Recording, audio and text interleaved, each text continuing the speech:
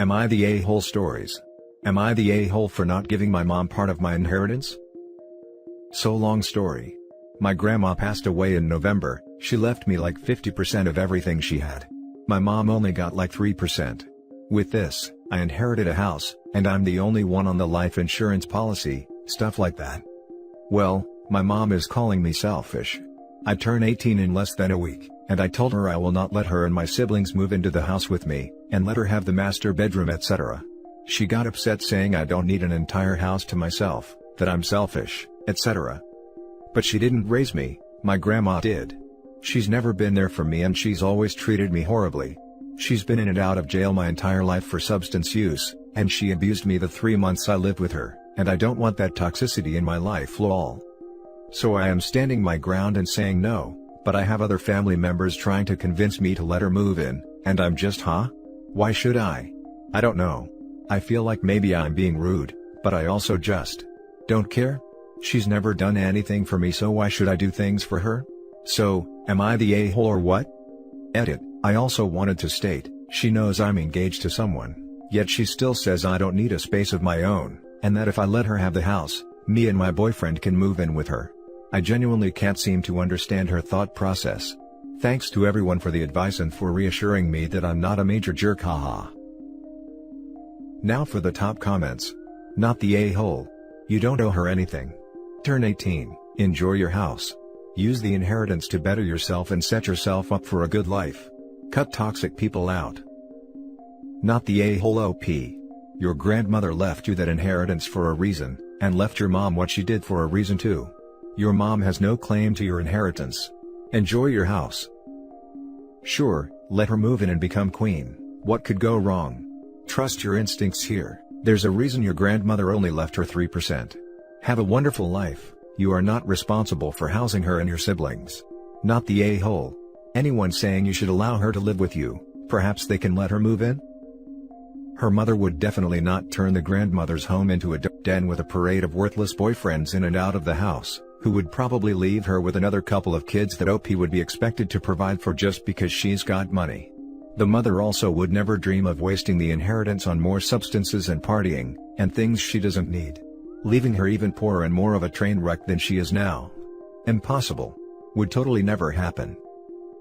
If your other family members want to house your mother, they can do so. They have no right to make you do this, however.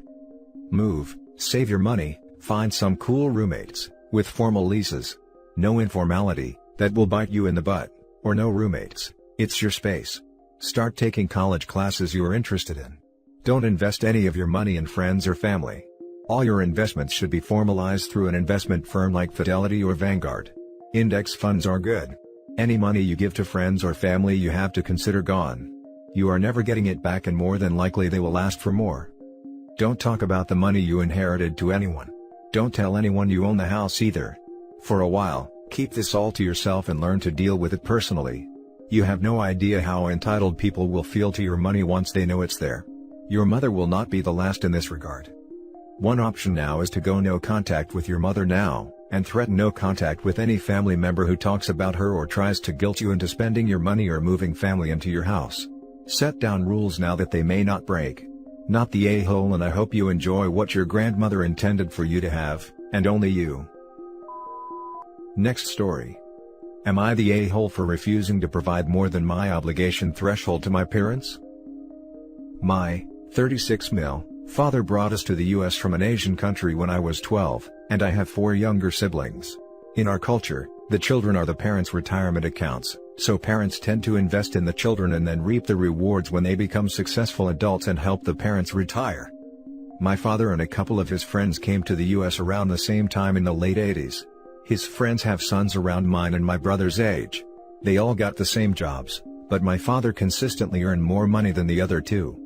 His 2 friends invested in their children's educations and provided a comfortable lifestyle for their wives and kids back in the old country. My father was more interested in buying land and trying new business ventures, so we lived relatively simple lives. That trend continued when we came to the US. We lived in relative poverty in the US while my father sent more and more money back home to buy properties. He said he was building his retirement and was going to move back to the old country and retire there when he was old. At the same time, His friends were working less and spending more time with their kids and investing heavily in their children's future, instead of building properties in the home country. We were in constant contact growing up, and those kids had much better lives than us, going to private schools and getting allowances. My siblings and I would be lucky to get $50 for new notebooks and pencils at the beginning of the school year, let alone an allowance or access to private schools. My parents never went to parent-teacher conferences or ever checked our report cards. Despite all of that, my brother and I are now decently successful in our careers. The sons of his friends are just as successful. Since their fathers sacrificed so much for those guys' futures, they're financing relatively comfortable and lavish retirements for their fathers. My brother and I refuse to do the same, which means that my father can no longer keep up with his friends in terms of quality of life. My father's schemes and businesses and properties in the old country haven't amounted to anything much in terms of income, so my parents are now reliant on my brother and I for support. We only provide enough for them to cover bills and food. We refuse to buy them houses and cars in the old country and here, and finance multiple trips back and forth. My brother and I can afford it, but we refuse to provide more than our obligation. Our parents never did anything more than their obligation to house and feed the kids, so we're choosing to limit our support to just that. My father has taken to telling family that his sons have effectively abandoned him despite our ongoing support, so we've started to be honest when asked and say that he never provided anything more than the bare minimum, so we're choosing to do the same. His investments are in the old country. He can go back and get it from there. Are we the a-holes? Not the a-hole, you still support them, and despite your childhood you're successful. You and your brother worked hard for it, it's your money and your decision. Would decline any pleas for support explaining you need the money for your retirement. If he has a lot of land, then why doesn't he just sell it or move back? Would that be a decent sum of money? There's a long backstory and he refuses to sell anything. My grandfather was murdered when my father was 15 or so. In the ensuing war for revenge, a lot of the hereditary land that was supposed to go to my father was mortgaged or sold to pay for bullets and stuff. My father and his brothers bought back every inch once they started working. But they were done recovering the family land before I was even born. My father just never stopped investing in the homeland and kept pushing to buy more and invest more over there. Everything combined can be sold for $2 million plus, but he refuses to sell it. He starts talking about how he had to work in the coal mines to buy back the ancestral land. Which is true, but there's plenty of other things that is outside the ancestral land that can be sold, but he won't sell. Not the a-hole, what you sow, so shall you reap. Seems like an extremely applicable adage here.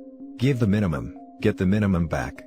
As for having abandoned him, seems like those support checks are unnecessary if you've abandoned him. The money's mostly so our mother doesn't have to suffer financial distress alongside him.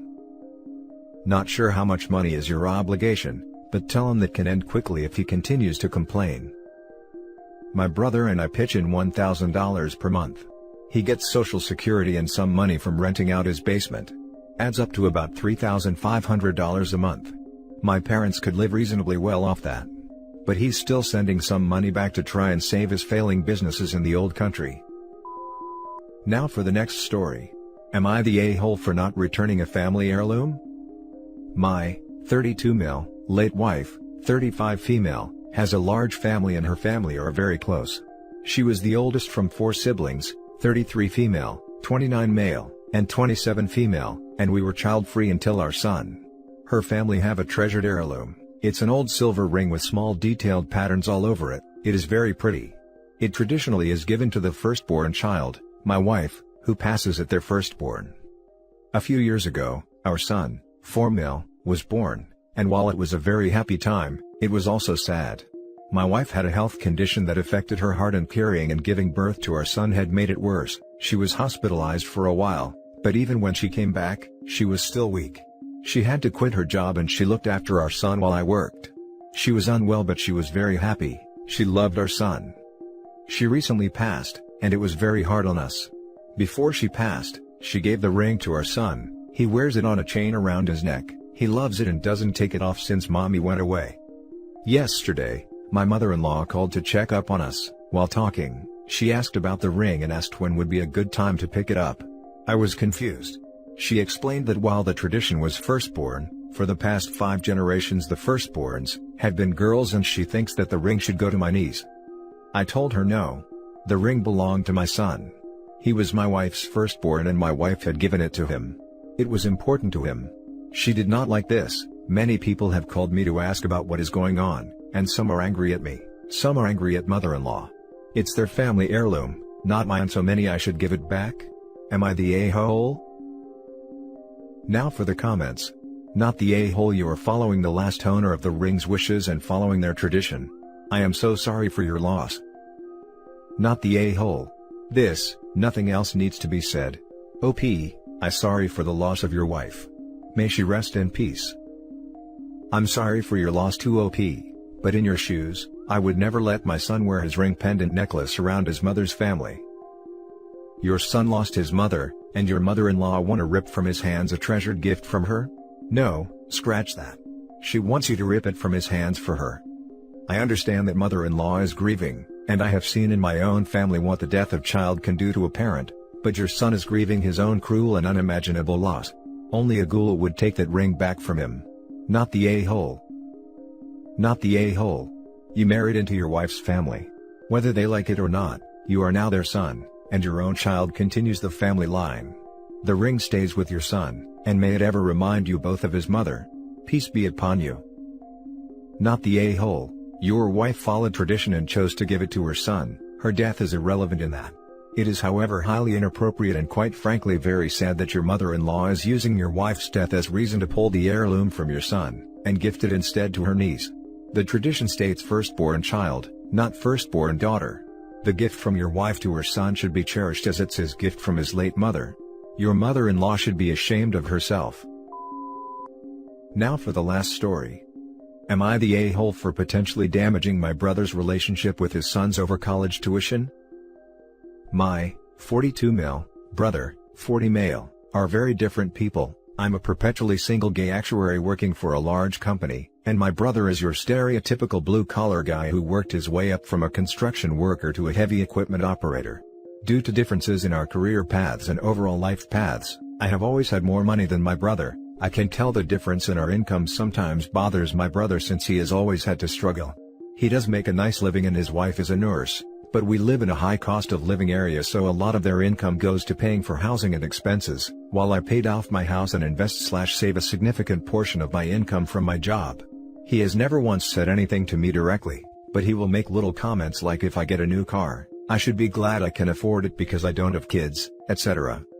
I don't mean to give the impression that my brother is a bad guy or anything, because for the most part, he is a total sweetheart and took my coming out, in the 90s no less, much better than anyone else in the family, and always stays involved in my life. I only give that information to provide a background of why this situation may have come to a head.